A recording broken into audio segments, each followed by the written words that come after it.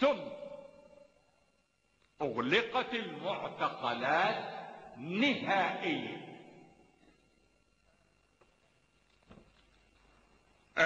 ولكن أريد هنا أن أضع تحفظ: هل اعتقل أحد بعد ولايتي في 16 أكتوبر 70؟ لا، لم يعتقل إنسان بعد ولايتي يوم 16 أكتوبر سنة 70، لأنني بكل بساطة طلبت إلى وزير الداخلية في ذلك الوقت أن لا يصدر أمر اعتقال إلا بتوقيعي بوصف الحاكم العسكري العام.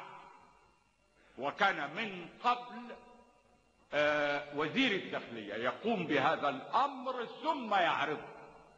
من يوم ولايتي طلبت أن لا يعتقل إنسان إلا بتوقيع، فلم يعتقل إنسان. وإنما ستجدون في التاريخ أمر اعتقال واحد وقعته، هو لأخي شقيقي لعدوان أبنائه على جيران، وبعت الجيران اشتكوا لي لأنه جيراننا كانوا طول عمرنا من 25 سنة قبلها.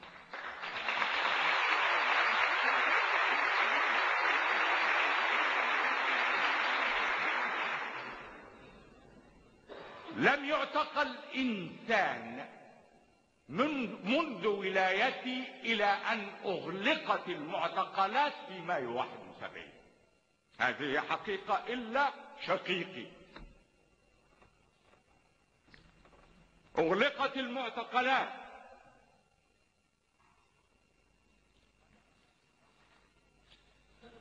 بدأنا في وضع مسودة الدستور، وده في بناء الديمقراطية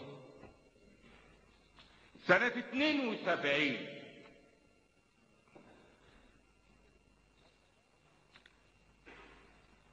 و73 في أول عاد القضاة بكاملهم، ولما كان أحدهم قد بلغ سن المعاش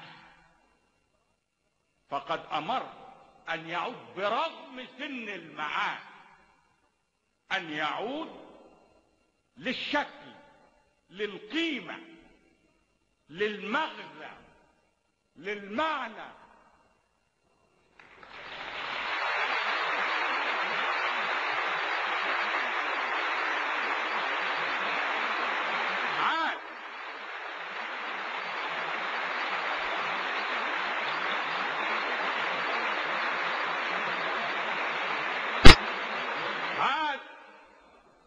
وعاد القضاة برغم أنه أحيل إلى المعاد، سنه لا يكفي، عاد للمعنى كما قلت.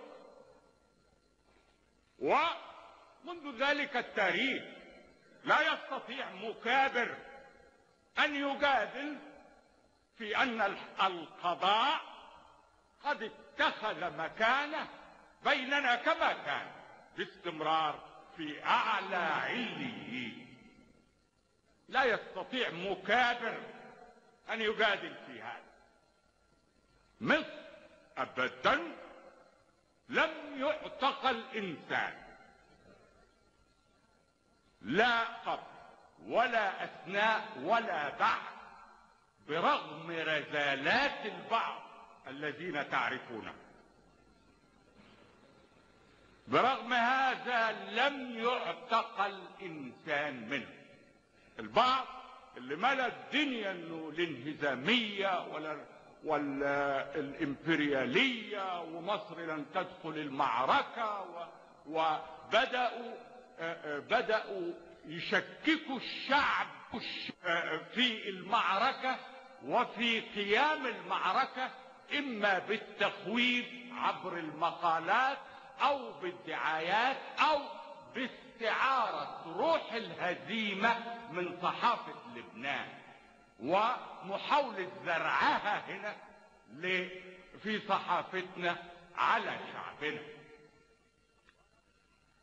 لم يعتقل احد، وانا قلت يوم والله لو اني في مستهل سنة 73 لميت هؤلاء الارذال وهم يعرفوا نفسهم، لو اني لميتهم في معتقل وصارحت الشعب كعادتي، انا لا اعمل شيء في الخفاء، احنا 10 سنين بنعمل في النور والعالم كله يرانا، والهدف هو ان شعبنا لازم يكون على بينة اول باول من كل شيء. والله لو اني جمعتهم واعتقلتهم وقلت للشعب اهم انا اعتقلت دول لانهم ارذال على ما نخلص معركتنا، كان وافقني الشعب، بس انا ما عملتهاش. لا. في سنة 72 سمعتوني لما بقول كان هيشهر افلاسنا، بنك الاستيراد والتصدير الامريكي لما ما سددناش الاقساط كان هيعلن افلاسنا، وتقدم فعلا للبنك الدولي بهذا الطلب، وارسل لي مكنمارا وهو صديق عزيز وهو رئيس الدولي الى اليوم، انما هيسيبه السنه دي، ارسل لي مبعوث سرا وقال لي ابحث لي عن $1 مليون باي شكل وابعتها لي، لانه بنك الاستيراد والتصدير طالب اعلان افلاس مصر لعدم قيامها بسداد ما عليها من اقساط، وانا اريد اني اسكت هذا البنك وهذه الدعوة، ابعث لي $1 مليون. لعلمكم والله قعدنا اسبوع بكامله نبحث عن $1 مليون في مصر، اسبوع بكامل، ده سنة 72. طيب